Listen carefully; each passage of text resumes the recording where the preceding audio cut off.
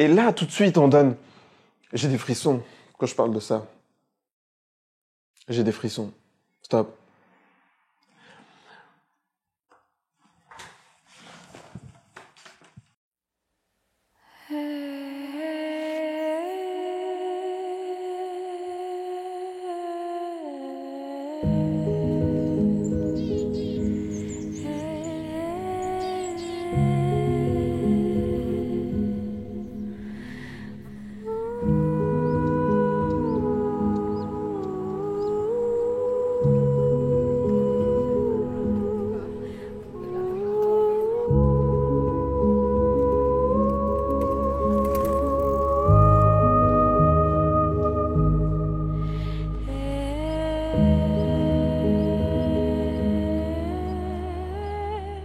J'ai pensé que ce serait une bonne idée de commencer cette vidéo par là où j'ai terminé la dernière.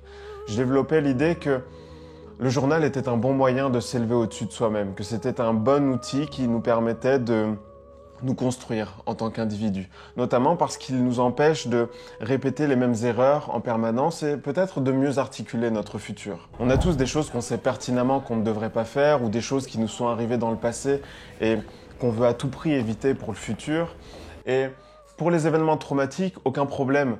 Je pense qu'on s'en souviendra dans tous les cas. Mais pour les impasses un petit peu plus subtiles du quotidien, l'utilisation d'un journal peut être redoutable. Surtout si on a conscience que la mémoire ne nous sert qu'à une seule chose, à être prêt pour le futur. La mémoire ne sert qu'à ça. Un exemple de journal connu, ce sont les pensées de Marc Aurèle. Il connaissait ses forces, il connaissait ses faiblesses et son journal, c'était son moyen de se grandir pour éviter d'embarquer dans des chemins périlleux. Et en réalité, c'est un principe bien connu depuis plus de 2500 ans quand on pouvait lire à l'entrée du temple de Delphes le fameux Gnosis Éoton, le fameux « Connais-toi toi-même », pour que les fidèles aient bien à l'esprit leur condition d'être humain et que cela impliquait un certain nombre de choses, et notamment notre finitude, nos passions qui parfois nous terrassent ou encore les difficultés inhérentes à l'existence. Et il y a quelques jours, je relisais le premier chapitre de Par-delà le bien et le mal de Nietzsche, où il démonte la philosophie telle qu'elle s'est faite avant lui. Et d'ailleurs, on l'a souvent appelé le philosophe au marteau parce qu'il avait une tendance, comment dirais-je, une pulsion à la démolition. Et dans ce premier chapitre, il explique que depuis la nuit des temps, les philosophes expliquent arriver à leur conclusion par une délibération froide et méticuleuse, alors que très souvent leur philosophie n'est qu'une justification de leur autobiographie ou de leur condition d'être humain. Et Nietzsche va même jusqu'à dire qu'il y a autant de conception de la vérité chez les philosophes qu'il y a d'acception de la femme chez l'homme. Et l'image est un peu datée, certes, je vous l'accorde, mais en tout cas, c'est celle qu'il utilise. Et ça, c'est passionnant parce que ça veut dire que ce qu'on tient de fondamental et de plus important dans la production intellectuelle depuis des millénaires est le produit de la réflexion d'individus qui ont cherché à se créer un socle de valeurs sur lequel faire reposer leur existence tout entière. Et que très souvent, les efforts de conceptualisation du monde de ces personnes-là n'est en fait que, comment dirais-je, une généralisation téméraire de faits personnels, très personnels. Et la grande préoccupation de Nietzsche pendant toute sa vie, ça a été le déclin du christianisme en Europe. Et on le connaît aujourd'hui parce qu'il a été très critique du dogmatisme religieux. Mais il y a une question qui le préoccupait plus encore, à savoir, les individus se sont construits grâce à des valeurs pendant des millénaires, des valeurs héritées du christianisme, des valeurs qui leur ont permis d'édifier des sociétés, qui leur ont permis de se construire, qui leur ont permis de s'élever au-dessus d'eux-mêmes. Donc, avec le déclin du christianisme, par quoi est-ce qu'on remplace ces valeurs qui nous ont servi de socle pendant des millénaires? Et Nietzsche n'est pas seulement la personne qui a écrit « Dieu est mort » dans le Gai Savoir. Nietzsche, c'est aussi l'individu qui a attaqué avec beaucoup de virulence les penseurs qui voulaient déconstruire la religion en leur disant « Mais très bien, mais alors qu'est-ce que vous proposez à la place ?» Parce qu'il y a deux solutions qui se présentent à nous.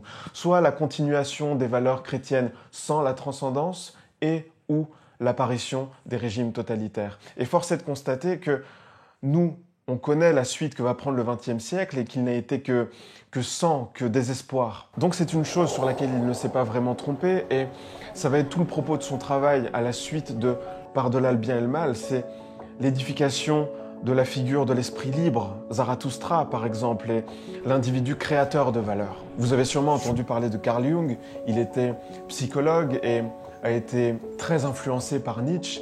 Et alors que Nietzsche disait « allons-y, créons de nouvelles valeurs », Jung disait « attention, peut-être qu'avant de créer de nouvelles valeurs, il faudrait que l'individu regarde bien au fond de lui-même, parce que peut-être que les valeurs, on ne les crée pas, on les découvre. » Et il invitait à découvrir, à se découvrir soi, pas seulement dans une optique freudienne, à savoir quels sont mes traumatismes d'enfance. Il invitait vraiment à regarder plus profond encore, à savoir est-ce qu'il n'existerait pas, par exemple, des images fondamentales qui préexisteraient à la socialisation de l'individu, une sorte d'inconscient collectif, par exemple. Ce à quoi il répond par la positive dans L'homme à la découverte de son âme, qui est un livre brillant, soit dit en passant, je crois ne jamais avoir lu quelqu'un d'aussi intelligent que Jung dans ma modeste expérience de lecteur, à l'exception de Nietzsche, peut-être. La raison pour laquelle je fais cette vidéo, c'est que on est confronté à un biais fondamental dans la construction de soi, à savoir que comme on vit en compagnie de nous-mêmes depuis que nous sommes nés, on a l'impression d'avoir une bonne connaissance de nous-mêmes. Et dans un sens, c'est raisonnable, parce qu'on peut dire qu'on a une meilleure connaissance de nous-mêmes que ne peut l'avoir nos proches, par exemple.